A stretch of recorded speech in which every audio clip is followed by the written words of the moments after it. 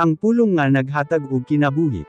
Juan Kapitulo 1 versikulo 1-18. Sukad pa kaniadto, ana-ana ang gituwag nga pulong. Ang pulong kauban na sa Dios, ug ang pulong mao ang Dios. Sukad pa gayud kaniadto ang pulong kauban na sa Dios. Pinaagi kanya, gibuhat ang tanang mga butang, ug wala gayoy nahimo nga dili pinaagi kanya. Ang pulong mao ang gigikanan sa kinabuhi. Ug kini nga kinabuhi sama sa suga kay mao kini ang nagalamdag sa hunahuna sa mga tawo. Kini nga suga mao ang iwag diha sa kangitngit, ug ang iyang kahayag wala mapildi sa kangitngit. Karon, adunay tawo nga gipadala sa Dios. Ang iyang ngalan mao si Juan. Gipadala siya sa Dios sa pagsugilon kon kinsa ang suga, aron pinaagi sa iyang pagsugilon makatuo ang tanang katawhan. Dili si Juan ang suga, apan mianhi siya sa pagsugilon kon kinsa ang suga. Si Hezo Kristo mao ang tinuod nga suga, nga mianhi dinhi sa kalibutan ug naglamdag sa hunahuna sa tanan nga katawhan.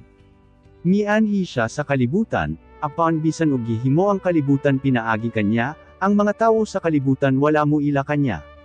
Mianhi siya sa iyang kaugalingong katawhan, apan ang kadaghanan kanila wala mo dawat kanya.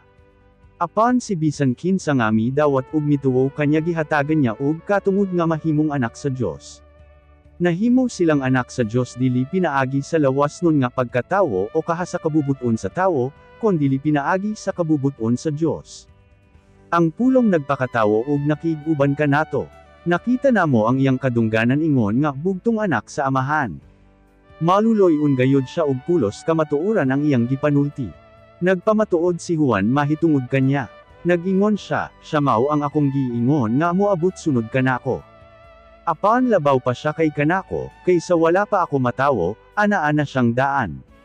Tungod sa dako nga kaluoy ni Hezo Kristo walay puas ang iyang pagpanalangin kanatong tanan. Ang kasuguan gihatag sa Dios kanato pinaagi kang Moises, apan ang kaluoy ug ang kamatuoran miabot kanato pinaagi kang Hezo Kristo.